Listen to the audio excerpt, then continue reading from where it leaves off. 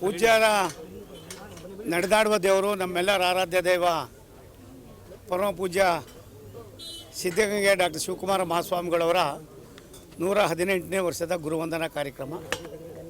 ಪೂಜ್ಯರಿಗೆ 75 ವರ್ಷಗಳ ತದನಂತರ ಹಲವಾರು ಕಾರ್ಯಕ್ರಮಗಳನ್ನು ಶ್ರೀಮಠದಲ್ಲಿ ಮಾಡ್ಕೊಂಡು ಬಂದಿದ್ದೇವೆ. ಅವರ ಅಗಲಿಕೆ ಅನ್ನೋದಕ್ಕಿಂತ ಹೆಚ್ಚಾಗಿ ಎಲ್ಲಿವರೆಗೆ ಸೂರ್ಯ ಚಂದ್ರ ಇರ್ತಾರೋ ಅಲ್ಲಿವರೆಗೂ ಶ್ರೀಗಳವರು ಶ್ರೀಮಠದ ಭಕ್ತರನ್ನು ಶ್ರೀಮಠ ಅವ್ರು ಕೊಟ್ಟಂಥ ಅಪಾರವಾದ ಕೊಡುಗೆಯನ್ನು ಮುಂದಿನ ದಿನಗಳಿಗೂ ಕೂಡ ಪರಿಚಯಿಸ್ತಕ್ಕಂಥ ಪವಿತ್ರವಾದ ಕೆಲಸವನ್ನು ಇವತ್ತಿನ ಶ್ರೀಗಳವರು ಮಾಡ್ತಾಯಿದ್ದಾರೆ. ನಾನು ಅವರಲ್ಲಿ ಪ್ರಾರ್ಥನೆ ಮಾಡೋದು ಇಷ್ಟೇ, ಎಲ್ಲಿವರೆಗೆ ಪ್ರಪಂಚ ಇರ್ತದೋ ಅಲ್ಲಿವರೆಗೂ ತಾವು ಇಂಥ ಬಡವರನ್ನು, ಧ್ವನಿ ಇಲ್ಲದ, ಆಸರೆ ಇಲ್ಲದ ಎಲ್ಲ ವರ್ಗದ ಮಕ್ಕಳಿಗೆ ವಿದ್ಯಾದಾನವನ್ನು, ಅನ್ನದಾಸೋಹವನ್ನು ಕೊಡೋದ್ರ ಮುಖೇನ ವಿಶ್ವದಲ್ಲಿ ಒಂದು ದೊಡ್ಡ ಸಂದೇಶವನ್ನು ಕೊಟ್ಟಿರ್ತಕ್ಕಂಥ ಪವಾಡ ಪುರುಷರು. ತಮ್ಮ ದೂರದೃಷ್ಟಿಯ ಚಿಂತನೆ, ತಾವು ಕೊಟ್ಟಂಥ ಕಾರ್ಯಕ್ರಮ ಕೈಂಕರ್ಯ ಮುಂದೆಯೂ ಕೂಡ ಮುಂದುವರ್ಸ್ಕೊಂಡು ಹೋಗೋದಕ್ಕೆ ನಿಮ್ಮ ಕೃಪಾಶೀರ್ವಾದ ಎಲ್ಲರ ಮೇಲೆ ಇರಲಿ ಅಂತ ಪ್ರಾರ್ಥನೆ ಮಾಡ್ತೀವಿ. ಶ್ರೀಗಳಿಗೆ ಭಾರತ ರತ್ನ ಕೊಡಬೇಕು ಅನ್ನೋದು ಹಲವು ಭಕ್ತರು ಒಂದು ನಾವೆಲ್ಲರೂ ಕೂಡ ಬಯಸ್ತೀವಿ. ಅನೇಕರು ಅನೇಕ ರೀತಿಯ ವ್ಯಾಖ್ಯಾನಗಳನ್ನು ಮಾಡ್ತಾರೆ. ಒಂದು ಭಾರತ ಸರ್ಕಾರ ಶ್ರೀಗಳವರಿಗೆ, ಶ್ರೀಮಠಕ್ಕೆ ವಿಶೇಷವಾದ ಆಸಕ್ತಿಯನ್ನು, ಕಾಳಜಿಯನ್ನು, ಅಭಿರುಚಿಯನ್ನು ಮತ್ತು ಭಕ್ತಿಯನ್ನು ಉಳ್ಳಿರ್ತಕ್ಕಂಥದ್ದು ನಮ್ಮೆಲ್ಲರ ನೆಚ್ಚಿನ ಪ್ರಧಾನಮಂತ್ರಿ ನರೇಂದ್ರ ಮೋದಿಯವರು.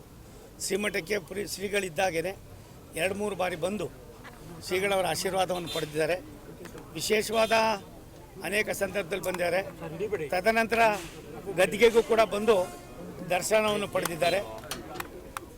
ರಾಷ್ಟ್ರದ ಪ್ರಧಾನಮಂತ್ರಿಗಳು, ರಾಷ್ಟ್ರದ ಗೃಹ ಮಂತ್ರಿಗಳು, ಇವತ್ತು ರಾಷ್ಟ್ರದ ರಕ್ಷಣಾ ಮಂತ್ರಿಗಳು ಪ್ರಾಯಶಃ ಯಾವುದಾದ್ರೂ ಒಂದು ಮಠಕ್ಕೆ ಒಬ್ಬರೆಲ್ಲ ಒಬ್ಬರು ಬರ್ತಾ ಇದ್ದಾರೆ ಅಂದರೆ ಅದು ಸಿದ್ಧಗಂಗಾ ಮಠ. ಶ್ರೀಮಠದಲ್ಲಿ ಪೂಜ್ಯರು ಇವತ್ತು ಕೂಡ ಇದ್ದಾರೆ.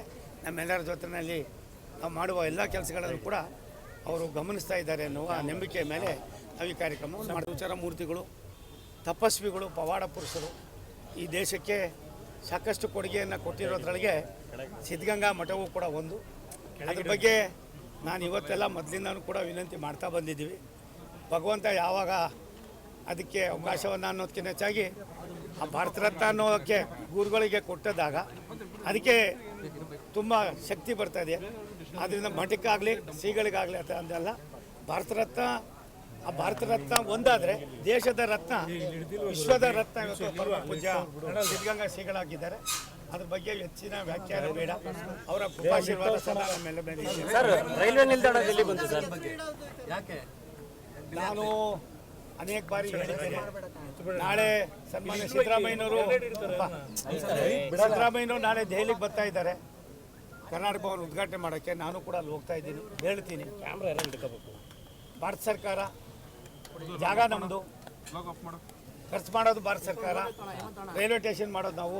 ಇಂಥ ಪುಣ್ಯ ಪುರುಷನ ಹೆಸರನ್ನು ಮುಂದಿನ ಪೀಳಿಗೆಗೆ, ಈ ಪವಾಡ ಪುರುಷನ ಸಂದೇಶಗಳನ್ನು ಮುಂದಿನ ಪೀಳಿಗೆಗೆ ಪರಿಚಯದಕ್ಕೋಸ್ಕರ ಈ ಕೆಲಸವನ್ನು ಮಾಡಬೇಕು ಅಂತ ಒಬ್ಬ ಮಠದ ಭಕ್ತನಾಗಿ ಸ್ವತಃ ನಾನೇ ರೈಲ್ವೆ ಖಾತೆ ರಾಜ್ಯ ಸಚಿವನಾಗಿ ವಿನಂತಿ ಮಾಡಿದ್ದೇನೆ. ಸಿದ್ದರಾಮಯ್ಯನವ್ರಿಗೂ ಇನ್ನೂ ಯಾಕೆ ಅದ್ರ ಬಗ್ಗೆ ಆ ಫೈಲ್ ನೋಡಿದ್ದಾರೆ ಇಲ್ಲೋ ಗೊತ್ತಿಲ್ಲ.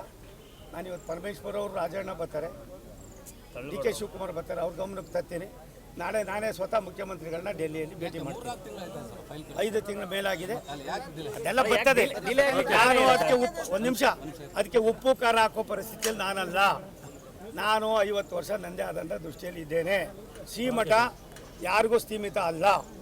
ಶ್ರೀಮಠ ಇಲ್ಲಿ ಬರ್ತಕ್ಕಂಥ ಎಲ್ಲರಿಗೂ ಕೂಡ ಸಮಾನತೆಯನ್ನು ಕೊಡುವುದರ ಮುಖೇನ ಸಂಸ್ಕಾರವನ್ನು, ಯಾವ ರೀತಿ ನಾವು ಜೀವನ ಸಾಗಿಸ್ಬೋದು ಅನ್ನೋದನ್ನು ಎಲ್ಲರಿಗೂ ಕೊಟ್ಟಿದ್ದಾರೆ.